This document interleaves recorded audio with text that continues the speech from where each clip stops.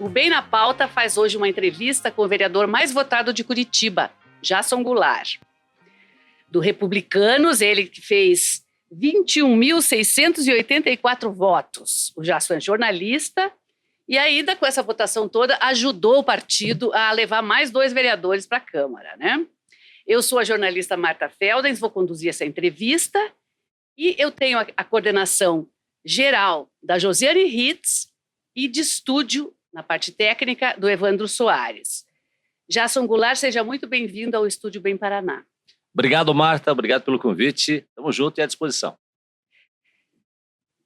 Em vez de eu contar a sua vida aqui, eu gostaria que você mesmo falasse um pouco a respeito de você, sua origem, sua formação, a parte profissional. Falasse rapidamente, assim, de quem é o Jason Goulart que chega na Câmara agora. Quanto tempo que nós temos de podcast? 40 minutos no máximo, então tem que dar uma resumida, né? Use a sua força de editor, né? O seu conhecimento de editor, por favor, edite. Bom, Marta, obrigado mais uma vez. É o seguinte, eu sou nascido e criado e registrado no cartório do Boqueirão, como eu costumo dizer, né? Curitibano. Curitibano, né? Sou daqui, nasci, criei, fui criado, enfim. Minha família, minha mãe tem uma origem no interior de São Paulo, meu pai de Santa Catarina, mas os dois se conheceram em Curitiba, né? E depois dessa relação, desse casamento, eu nasci. Sou o filho mais velho de 4 irmãos. Tem quantos anos? Eu tenho 56 anos, né? Sou o filho mais velho de 4 irmãos e estudei sempre em escola pública. Meu pai é militar, minha mãe sempre foi dona de casa, né? E o meu pai militar. Enfim, tivemos uma vida humilde, né? Onde estudei na Escola Lapa, lá no Boqueirão, primeira turma da Escola Lapa, em 1976, né? Estudei até 79, depois fui para o Colégio Estadual Vitor do Amaral, né? Fiz lá um ensino, até o ensino médio, depois fui estudar fora, vim para o centro, preparar, cursinho, aquela coisa arada toda e tal. Enfim, trabalhei muito, né? Trabalhei em vários lugares, comecei minha vida com 14 anos de idade, trabalhando numa loja de materiais de construção. Meu pai era policial militar rodoviário, e aí a gente, como filhos homens, né, eu brinco que ele botava a gente em forma para dar uma juntada em todo mundo e tal, aquele negócio todo. Não era bem assim, né? Mas enfim. Mas era parecido. Era parecido. E aí, quando você aprontava, então você ganhava a bota do pai para engraxar, né? Então, ele tinha que deixar aquela bota ficando longo, né? Bem brilhosa e tal, aquele negócio todo e tal. Mas, enfim, quando eu fiz 14 anos, cheguei e falei assim, pai, eu quero trabalhar. Naquela época podia, fiz minha carteira de trabalho. E o meu pai me arrumou um emprego na loja de materiais de construção que tinha lá no bairro, onde eu comecei a trabalhar, aprendi a fazer orçamentos de casa de madeira, alvenaria, isso, enfim. Aí me especializei, fiz curso de crediarista, né?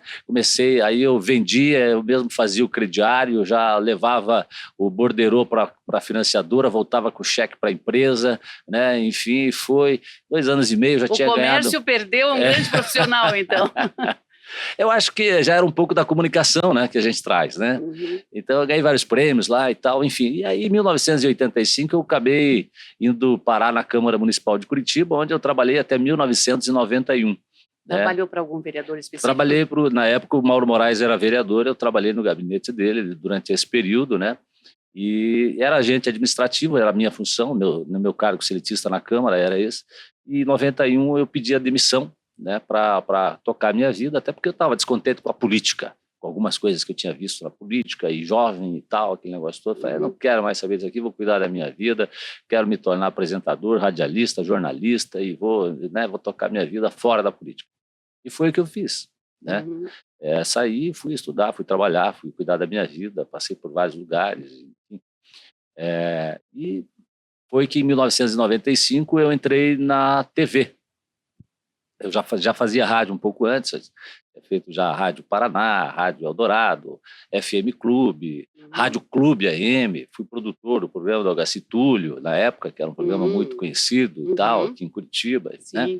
Enfim, fiz minha faculdade de jornalismo e tal, E em 95 eu entrei na televisão. Eu não tinha ainda a faculdade de jornalismo quando eu entrei na televisão. Então eu entrei... Você fez durante o período que você já trabalhava. Isso, porque eu era radialista naquela época, o apresentador, ele não necessariamente precisava ser jornalista, mas a Globo vinha passando por algumas mudanças, né, que era a mudança de sair Cid Moreira, Sérgio Chapelin, enfim, aquela turma que só apresentava e ter a presença dos âncoras, né? Então, quando eu entrei na televisão em 95, em 96 eu já comecei a minha faculdade de jornalismo. E aí, quando houve a mudança na Globo, eu já estava no 3º ano de jornalismo, indo para o 4º ano, e aí, dos 6, 7 apresentadores que tinham na casa, eu fui o único que fiquei. E aí fui para o Globo Esporte, depois me tornei editor-apresentador do Globo Esporte. E narrador de futebol. E narrador de futebol, né? Depois a gente criou o projeto do Camisa 12, enfim, viajei o Brasil, narrei jogos para o Sport TV, Premier, para a Globo, vários campeonatos estaduais. E aí eu pergunto, por que você largou isso e foi para outra área da TV? Porque quase ninguém sai do esporte. Eu saiba, as pessoas entram no esporte e adoram aquilo ali, né? Pois é, mas eu acho que eu sempre gostei de novos desafios, né? E aí chegou um determinado dia lá na redação, o gerente da redação disse assim, já você não quer cobrir as férias aqui de um colega aqui e tal, né? Na apresentação do jornal, eu falei assim, pô, acho que é bacana. E era um período de final de ano, então já tinha acabado Campeonato Brasileiro e tal, e tudo mais. A gente estava num período de entre safra no Globo Esporte, vamos dizer assim, né? E tal. Falei, pô, legal. E aí eu fui cobrir as férias desse colega e depois eles me falaram assim, olha, escuta, você não quer voltar para a apresentação do Jornal do Meio-Dia? Daí eu pensei, conversamos, e daí eu voltei para a apresentação do Jornal do Meio-Dia junto com a Thaís Beleze. E aí ficamos ali, eu com ela, por uns 3 anos, mais ou menos. Daí depois você foi para o entretenimento. Não, daí eu fui para... Não, eu continuei sendo da redação, que ele era editor-apresentador, né? E aí continuei. Só que eu era um editor-apresentador que fazia reportagem, que fazia produção, que criava projetos e tal, e tudo mais. E foi assim, essa caminhada minha depois no jornalismo, até que eu deixei a televisão em 2020. Então, assim, eu apresentei o jornal, depois foi o projeto da redação móvel, aí eu fui para o projeto Verão, fiz a cobertura durante 8 anos do projeto Verão, né, que deu uma cara nova para a cobertura do Verão, né, na emissora. Enfim, os projetos que eu fiz de final de ano, as ações sociais. Então, eu sempre me envolvi muito. Sempre trabalhei muito, por exemplo, com a desembargadora Joyci Camargo no projeto dos casamentos coletivos, né? Então, e também nas ações sociais, nos bairros, nas vilas. E eu sempre achei que a gente tinha que usar o microfone, não só para dar notícia, mas também para, de alguma maneira, impactar positivamente na vida das pessoas, né?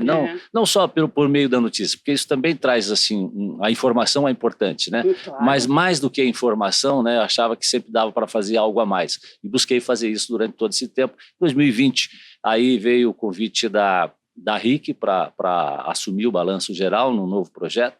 Aí eu pedi demissão na RPC em 2020. Me chamaram de louco, né? Que eu estava pedindo demissão, onde eu estava numa empresa há 25 anos. Mas eu pedi demissão, fui para a RIC e lá nós desenvolvemos o projeto novo do Balanço Geral, onde a gente mudou um pouco a cara do programa, não deixando de ser só aquele policialzão, né, para ser um programa jornalístico mais comunitário, né? Enfim, deu resultado, conseguimos tirar do 3º para o 2º lugar, né? E foi assim até que daí nesse ano, no mês de março, a gente rompeu o contrato e eu deixei a televisão e me tornei candidato. E aí, esse é o que eu queria entender. Você achou que estava na hora agora? Porque eu vi as tuas redes sociais e você fala, já fui convidado várias vezes para sair candidato a deputado, candidato a vereador e tal. Por que agora? Questão de sentimento, sou muito de sentimentos. Falar assim, por que você deixou a RPC e foi para a RIC? Achava que era o momento de mudança e de um novo desafio, né? E em 2018, quando houve assim, o convite para eu ser candidato, inclusive a deputado federal, na chapa do governador Ratinho Júnior, eu achava que era muita areia para o meu caminhãozinho, né? Então... Tem uma modéstia, assim. Enfim, e aí eu repensei, enfim, e achei que não era o momento. Aliás, nem sabia se queria ser político, na verdade, né? Eu sempre caminhei muito. Aliás, na vida a gente está sempre fazendo política, né? Em casa, Sim, no trabalho, política, tudo é né? política, né? E é a arte de negociar, né? De você negociar, enfim. E quando você faz isso de maneira justa, honesta, né? Não tem problema nenhum. E eu sempre busquei fazer isso, e fiz isso ao longo, inclusive, dos projetos que eu desenvolvi na TV e tal, tudo mais. Então, sempre, às vezes, precisou de uma abertura na prefeitura, precisou de uma abertura aqui, de uma abertura no Sistema S, enfim, aqui e ali. Então, eu sempre me dei bem com todo mundo, graças a Deus, nesse sentido, né? Uma porta aberta aqui, outra aberta lá, isso sempre faz com que você consiga desenvolver os seus projetos mais rapidamente, através da boa política. E foi o que a gente fez. Então, sempre tive isso perto de mim. Sabia que em algum momento poderia vir a ser candidato, até porque, né, eu te falei do último convite antes dessa eleição, que foi 2018, mas teve um anterior também, que era para ser vereador e tal, acho que 2016, né? Sim, foi. Mas eu também não aceitei, porque também não achei que era o momento, mas agora não, agora foi diferente. Vou te dar mais um exemplo. Das outras vezes que tinham me convidado para ser candidato, eu chegava em casa e falava assim para minha esposa e para minhas filhas: convidaram o pai para ser candidato, assim, o pai tá louco! Você tá louco, vai virar político agora, pelo amor de Deus, para com isso, tal, não sei o que e tal. Era desse jeito. E agora, dessa vez, foi diferente, sabe? Dessa vez foi diferente. Eu cheguei e falei assim: olha, estão me convidando assim, assado, para ser vereador e tal. Ó, pensa bem, eu acho que de repente pode ser um momento bom, você já está mais maduro, isso, aquilo. Então pesou a família também, né? Pesou. Mas você disse uma coisa quando você se lançou candidato, você disse que tinha sentido um chamado divino. Qual que é a sua ligação com a igreja? O que você acha que teve de chamado divino aí? Não, eu acho que assim, tem coisas que são preparadas para a gente, e eu vi isso até de uma psicóloga outro dia, me chamou bastante atenção a frase que ela me disse. Eu pedindo votos numa rua, encontrei com ela, não a conhecia, me foi apresentado. Mais ou menos eu contei a história que eu vou te contar. E aí ela me disse o seguinte: ninguém foge da sua missão. Então, eu entendo que talvez seja isso, né? Eu sempre gostei muito de trabalhar pelas pessoas. E nasci de prestar serviço, né? De atender as pessoas. E eu nasci num lar cristão, evangélico, né? E ali eu aprendi os bons princípios, né? Os princípios conservadores, enfim. E isso sempre me levou para esse lado de trabalhar e impactar, né, de alguma maneira positivamente na vida das pessoas. E eu sempre fiz isso na televisão. E com o passar do tempo, a gente vai percebendo que aquilo que eu dizia que não queria fazer talvez fosse importante, né, para que eu pudesse contribuir mais, né? E quando falaram para mim assim: Jackson, você vai poder fazer muito mais se você tiver o peso da caneta de ser vereador, de ser deputado, de ser um político. Você vai ver que o peso da caneta é muito maior. Você que gosta de contribuir para o bem das pessoas, você vai ver que é diferente. Então comecei a ouvir esses discursos e isso começou a entrar na minha cabeça. Mas teve outras situações também, né? Eu me machuquei no futebol, fiz 3 cirurgias no joelho esquerdo, uma no joelho direito. As coisas foram acontecendo, meus pais morreram, botei a casa para vender, não vendeu, né? Baixei o preço, R$100 mil do valor do imóvel para vender, não vendeu, né? Aí as coisas foram acontecendo na minha casa, e aí depois eu fui entender que essa casa, que é onde é o meu escritório, inclusive, né, teve um peso e um valor assim simbólico muito grande na minha campanha, porque foi o lugar onde eu nasci, o lugar onde eu cresci, o lugar onde eu vivi. E hoje é o seu escritório político. Foi o meu comitê, e vai continuar. E vai continuar aberta lá para atender as pessoas lá naquela região do Boqueirão. Então, assim, por isso que em determinado momento eu digo assim que eu senti, porque em outras ocasiões eu não havia sentido que era o momento de ser o candidato, mas dessa vez não, dessa vez eu senti, dessa vez a família apoiou, né? As coisas aconteceram de uma maneira assim, os convites que chegaram, por exemplo, eu deixei a televisão no dia 1º de março, às 4 horas da tarde, quando eu saí do portão da RIC. Quando foi 6h30 da tarde, sentado no meu sofá em casa, olhando para a natureza, pensando que ia viajar para os Estados Unidos para visitar uns parentes lá, né, me toca o telefone. E essa pessoa me convidou para um almoço na segunda-feira e articulou praticamente metade da minha campanha. Então, quer dizer... E a gente pode saber quem é essa pessoa? Né? Então, assim, não, nesse momento prefiro não. Tá. Né? É um amigo que me ajudou bastante, me orientou bastante, porque tem bastante experiência política, né? Esteve ao meu lado me orientando durante essa campanha toda e tal, né? Mas, enfim, foi uma das pessoas que também chegou e disse assim, será que não é a hora? Será que não é esse o momento? E tal, pensa bem e tal. Você entende como as coisas começam a convergir no sentido de que parece que era realmente o momento? Eu acho que a comprovação disso, Marta, é o resultado das urnas. Tá certo. E aí você optou pelo Republicanos. O Republicanos é um partido que, embora não seja assim muito grande e conhecido, tem um candidatíssimo à presidência da República, que é o governador de São Paulo, Tarcísio de Freitas. Isso pesou na tua decisão ou foi uma questão mais local, regional do Republicanos? O que te levou para esse partido? Não, eu sempre, quando ensaiei ser candidato, eu sempre olhei, partido X, não vou por causa dessa pessoa ou por causa disso. Partido Y, não vou por causa dessa pessoa ou disso, tal. E agora posso te dizer que foi uma questão mais local, né? Foi uma questão mais local, não foi uma questão nacional, tanto que eu não gosto dessa polarização na política, né? Eu sou um cara de centro, direita, não gosto da polarização, né? Eu gosto mais do discurso moderado, né?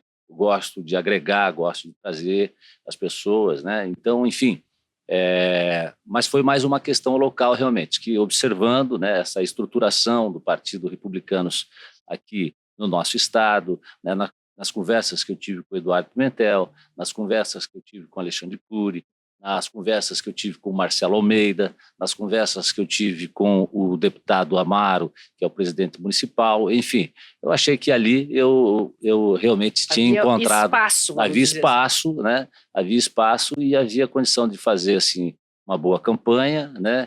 E de fazer um bom trabalho político também. Então, eu me filiei ao Republicanos e fiz isso de maneira assim, muito consciente e feliz por estar lá. Para se eleger, você teve uma receita que eu vi ainda hoje no Candy Contas. Só para abrir um parênteses, tá. Mas eu disse que a questão local pesou. Mas, assim, olhando nacionalmente também, a questão do Tarcísio e tal também ajudou, fez diferença. Tá certo. Para se eleger, você teve uma receita de R$ 237.522,91, segundo divulga Candy Contas. Esses recursos são em parte do PSD, de doações, em parte do fundo eleitoral do Republicanos. Você colocou dinheiro na sua campanha e também recebeu doações. Sim. O que você acha dessa forma de financiamento de candidaturas? Você entende que ok para você? Você defende, por exemplo, o fundo eleitoral? Você acha que é uma boa forma de financiar campanhas? Não. Você não gosta do fundo eleitoral? Não, eu não acho. Eu acho que é difícil você fazer uma campanha, né? Eu até entendo que a forma do fundo eleitoral, enfim, né, seja uma maneira de tentar equilibrar as coisas, mas eu não vejo dessa forma. A experiência que eu vivi não mostrou exatamente isso. Você acha que houve deturpação do fundo eleitoral? Não vou dizer... Ou ele já nasceu errado? Eu não vou dizer que houve deturpação, não tenho nenhum conhecimento de nada, né? Eu sei que eu esperava uma ajuda um pouco maior, veio uma ajuda um pouco menor, né? Enfim. E por outro lado, você não consegue buscar uma ajuda, por exemplo, do teu amigo, que tem uma empresa, entendeu? Que é empresário, né? Que quer fazer uma doação legal para você, para a tua campanha, né? Quer te ajudar, né? E eu vejo isso, quando você faz isso de uma maneira clara, é muito melhor, porque você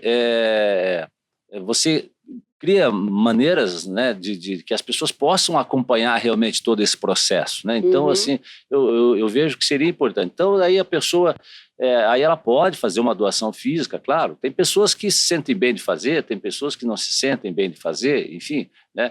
Mas eu não sei, eu acho que a gente tem que conversar mais em nível nacional essas questões, né? Não é o vereador que vai discutir isso, né, aqui, embora a gente tenha os nossos pensamentos, mas eu acho que está na hora de começar a revisar essa forma. Certo. Você, quando você fala que esperava mais recursos, veja, você com esse recurso aqui, você já foi o vereador mais votado. Não foi suficiente esse dinheiro? Você imaginava uma campanha mais rica? Eu estou satisfeitíssimo. Eu estou satisfeitíssimo. Mas eu tive o privilégio de ter muitos colaboradores, né? Pessoas de conhecimento, pessoas de conteúdo, pessoas gabaritadas, né, que me ajudaram, né, e que não houve custo, pessoas que cederam a sua força de trabalho para nos ajudar no período de campanha e tal. Então, e outro fator também, né, Marta, que assim, eu tenho 30 anos de televisão, né, então, onde a gente chega, de alguma forma, a gente é reconhecida, né?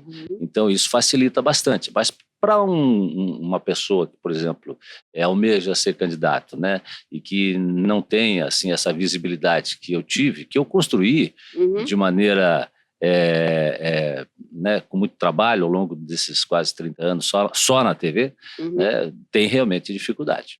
Por isso que o teto da campanha de vereador aqui em Curitiba era R$689 mil, né?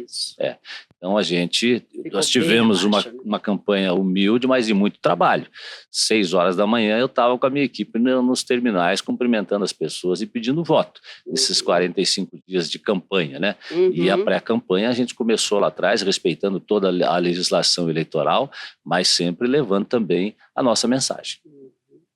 Bom, entre os eleitos e bem votados, você foi praticamente aí, não sei se o primeiro ou um dos primeiros a declarar o seu apoio ao candidato Eduardo Pimentel, que, afinal de contas, o partido fazia parte ali da chapa e tal, mas declarar publicamente num momento em que a campanha do Pimentel estava com dificuldades ali, com uma disputa muito acirrada com a candidata adversária, Cristina Grêmio.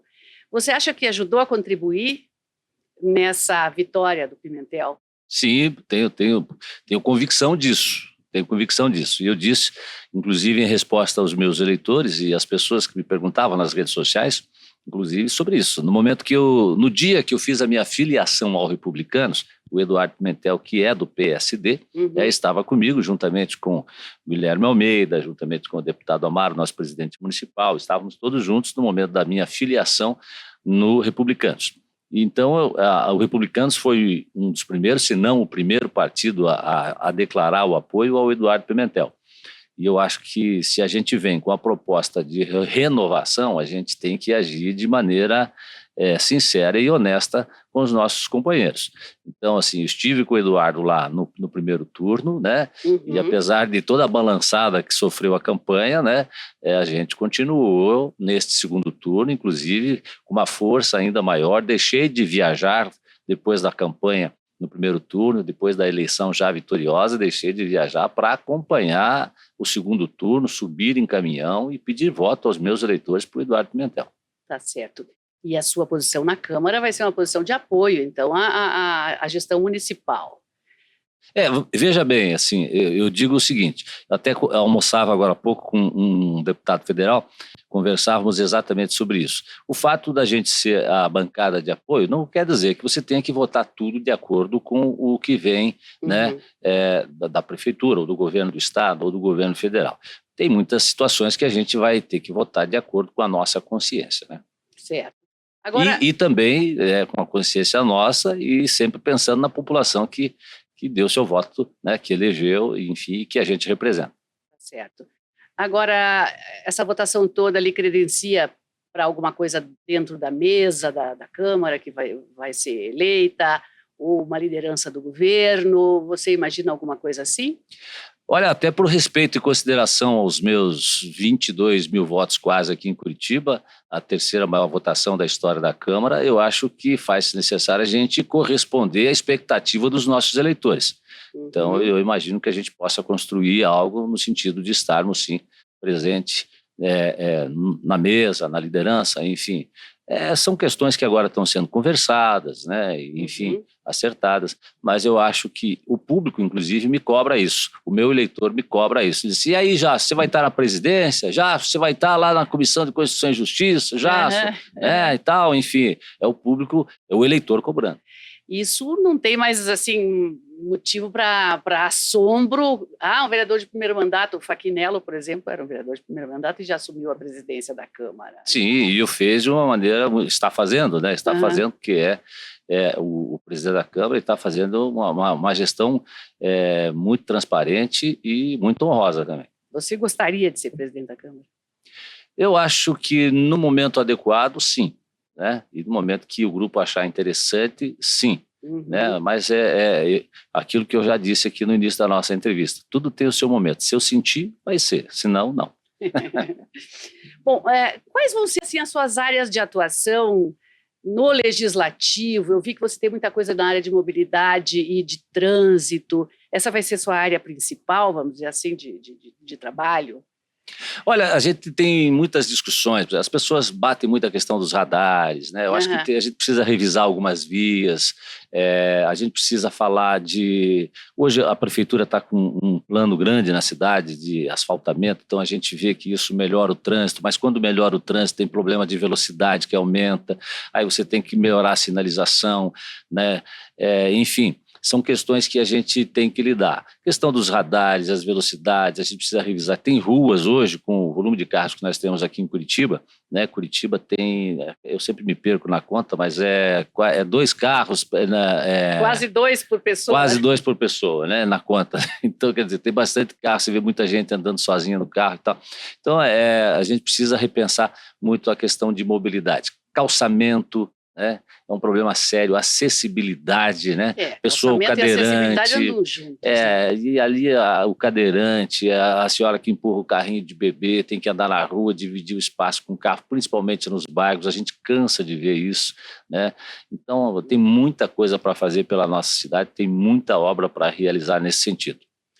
E você proporia mudança nessa questão dos radares?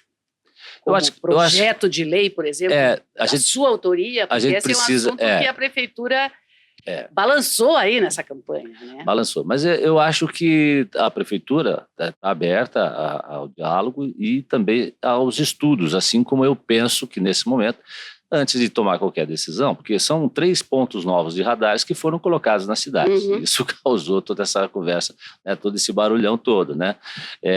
Eu mesmo fui multado várias vezes, né? Tal. Que multas que você leva? Né? Excesso de velocidade? Mas é tipo a 40, você está a 47, né? A ponta... Fui multado lá na Marechal Floriano com a Blaze Horn. A 40 eu passei a 49, né? Entendeu? Coisas assim, né? Que você se perde, às vezes, num momento, outro e tal. Enfim, o radar está num ponto novo, o radar não estava lá, depois estava. Enfim, essas coisas todas. Eu acho que a gente precisa de sinalização.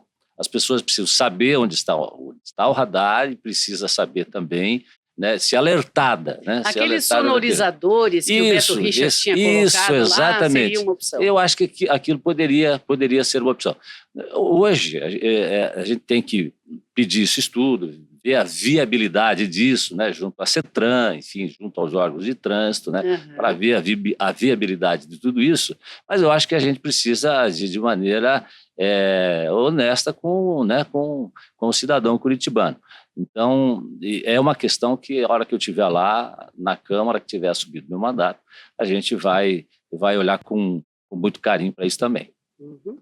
Outra coisa que eu vi que você coloca como área de interesse é a educação e a cultura. Seriam bandeiras suas.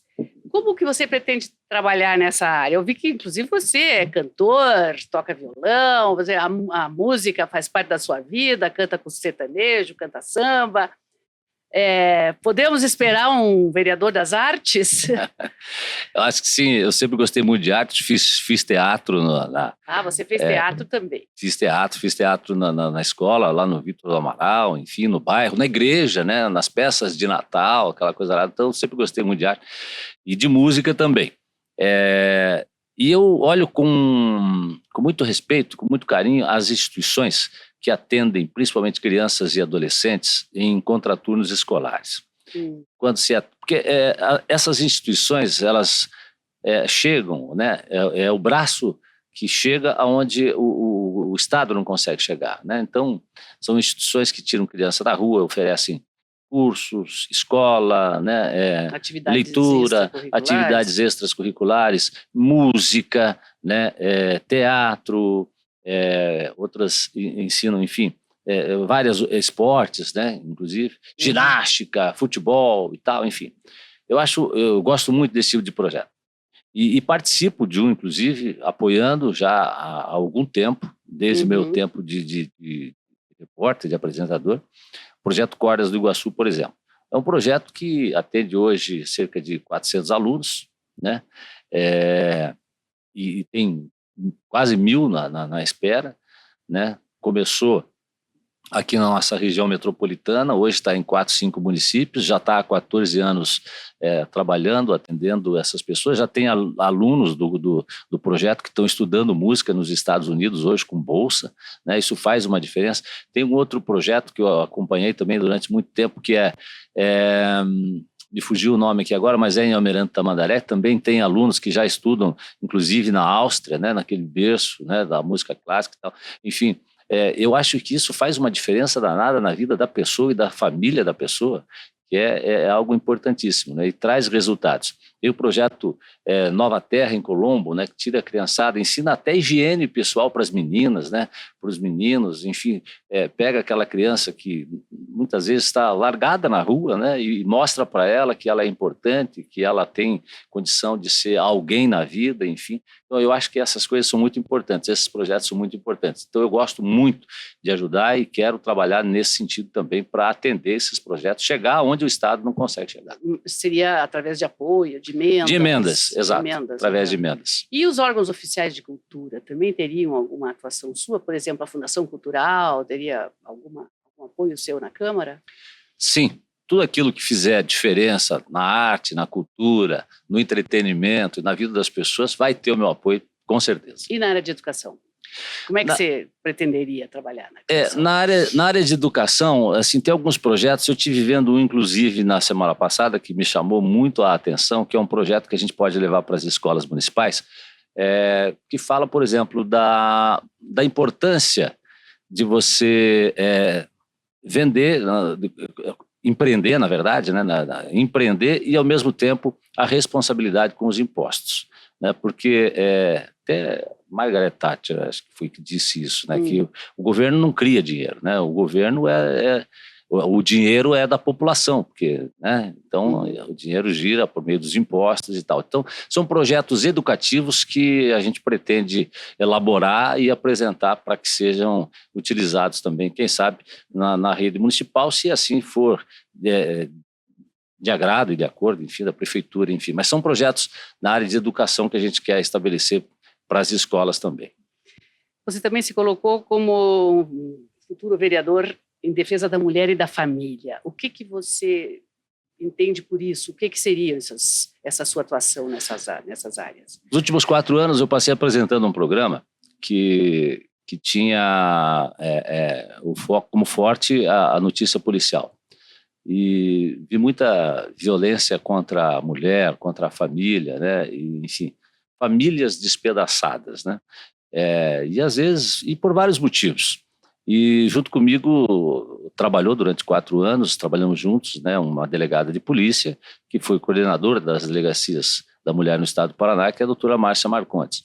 Então, a gente conversou muito sobre isso, falou muito sobre isso, viu muita tragédia, né? Noticiamos muitas tragédias, enfim, e conversamos sobre a possibilidade de elaborar também projetos que possam ajudar as famílias no sentido de prevenir a violência, né? E a violência, principalmente contra a mulher, ela é escalonada, né? Você sabe que ela começa às vezes num grito, começa num empurrão, isso amanhã ou depois vai se tornando cada vez mais forte, né? A violência vai aumentando e muitas vezes isso tudo é um anúncio de que essa mulher, né, pode ser morta, né? Pode ser vítima, né, do companheiro, enfim e tal. Então, a doutora Márcia está com muitas ideias nesse sentido e a gente está desenvolvendo, inclusive, trabalho nessa área também para ver se a gente consegue implantar dentro da rede municipal projetos que possam ajudar nesse sentido de ajudar as famílias a entender e perceber. Já tem alguma coisa mais concreta que você possa adiantar, que você vai apresentar? Não temos, porque a gente ainda depende de legislação, né? não é só... Tem que começar aprovando lei, então. Tem que começar. Então, assim, tudo que eu disser aqui agora também, tudo vai ter que ser estudado, vai ter que ser avaliado, vai ter que passar por comissão, enfim. Os levantamentos estão sendo feitos, as apurações já estão sendo feitas, né? Ela está encarregada disso, tenho certeza que vai vir coisa boa. E o futuro? Agora você teve uma eleição digna de um deputado, por exemplo. Já pensa nisso mais à frente? Ou você ainda prefere se concentrar na Câmara? Olha, nesse momento eu prefiro me concentrar na Câmara, né? Porque tem bastante trabalho pela frente. Olha quanta coisa a gente falou aí, né? Então, e uma eleição de deputado é logo 2 anos depois, né? Então, eu acho que vamos concentrar, vamos trabalhar, vamos viabilizar o que a gente quer fazer na Câmara. Nós não falamos aí ainda, mas tem 2 questões que são chaves para mim, né, nesse meu mandato, que é desengavetar, tirar da gaveta o projeto de viaduto, né, sobre a linha verde, lá na região do Áureo, os viadutos paralelos da Marechal Floriano. Esses projetos, eles existem, precisa hoje tirar da gaveta, trabalhar, buscar verba para eles. Eu até já conversei, inclusive, sobre esse assunto, né, com o governo estadual, com o governo federal, com algumas pessoas chaves que podem nos ajudar nesse sentido. O próprio Eduardo Pimentel, nosso prefeito, disse que vai trabalhar nesse sentido, e antes, inclusive de começar a minha campanha de vereador, essa foi a primeira coisa que eu coloquei para o Eduardo Pimentel na nossa primeira ou segunda conversa. Falei assim, nós precisamos fazer o viaduto da Marechal Floriano sobre a linha verde, porque quem mora no Auer, Boqueirão, mesmo quem vem de São José dos Pinhais, precisa passar pela Marechal Floriano, pela Anne Frank, pela João Soares de Barcelos, quem vem ali da região do Xaxim, do Alto Boqueirão, que precisa passar pela Santa Bernadette, pela Anne Frank, Marechal, João Soares de Barcelos, até a própria Salgado Filho, né? Congestiona tudo aquilo, principalmente horário de pico. E hoje o horário de pico vai até às 9 horas da manhã. Às vezes você passa lá às 9 horas da manhã, você fica 15 minutos parado. Né? Ainda está congestionado. Então precisa fazer. Então o Eduardo, né, nosso prefeito, disse que vai realizar isso, né, que vai atender esse nosso pedido. Né? Então, e nós vamos estar lá na Câmara para cobrar e para ajudar, inclusive, a viabilizar essa verba para levar para a Prefeitura para que essa obra seja realizada, aí, se Deus quiser, já nos primeiros 2 anos aí do governo do Eduardo. Você falou em 2 questões chaves, tinha mais uma. Tem mais uma que eu tenho como compromisso buscar investimento para levar um hospital para a nossa região lá do Boqueirão. Mas não é um hospital do governo nem da prefeitura, é buscar investidores que possam abrir um novo hospital lá. Porque a gente teve, no Boqueirão, nós tivemos ali o Hospital do Carmo, que foi fechado, ali no Auer nós tivemos a maternidade Vila Auer, que foi fechada, e um pouco mais para cima, mas que também atendia a nossa região, que era o Hospital São Carlos, ali no Guabirutuba. Né, no Jardim das Américas, melhor dizendo, ali. Né? Então, foram fechados 3 hospitais ali na região. A prefeitura, inclusive foi anunciado pelo Eduardo, vai abrir o Hospital do Bairro Novo, né? Vai atender o público de lá, mas é um hospital público. Nós queremos ali para a nossa região, né? E os empresários da região me pediram isso, inclusive, né? Via Engrabe, que é a Associação dos Empresários do Boqueirão, me pediram que eu tivesse que assumir esse compromisso com eles de ajudá-los a buscar esse investimento para levar para o bairro, né, um hospital que atenda não só particular, nem só convênios, mas que atenda pelo SUS também, né, mas que seja um hospital que possa vir a atender as demandas dessas pessoas que eram socorridas por esses hospitais que foram fechados aí já há 10, 12, 14 anos. Bom, eu quero agradecer a sua participação aqui no Bem na Pauta, sucesso no seu mandato, e queria que durante um períodozinho agora você se despedisse dos nossos espectadores da maneira que você quiser. Com aquela câmera. 8 meses fora da televisão, eu já não tinha percebido que ali era uma câmera. Né? Olha, não, eu quero aqui aproveitar o espaço mais uma vez, Marta, para agradecer aos meus quase 22 mil eleitores, né, as pessoas que acreditaram, que confiaram no Jason, né, que conhecem o Jason da TV nesses quase 30 anos, 33 anos de comunicação aqui em Curitiba, e podem acreditar que o Jason que vocês estão acostumados a ver na televisão, né, vai continuar sendo o mesmo Jason, só que agora a gente vai trabalhar com um pouco mais de força, com essa caneta de vereador. E eu sempre trabalhei muito, nunca tive horário para trabalhar. Então, o meu compromisso com vocês é de trabalhar e de honrar o voto de cada um de vocês com muito trabalho e com muita dedicação. Pode acreditar que a gente vai estar lá sempre olhando para a população de Curitiba, né, e buscando fazer sempre um trabalho que represente algo na vida delas e que impacte positivamente sempre a vida do cidadão curitibano e do meu povo, que é lá da região do Boqueirão. Tá certo. Eu também agradeço aos nossos espectadores. Esse vídeo fica disponível no YouTube. Até lá!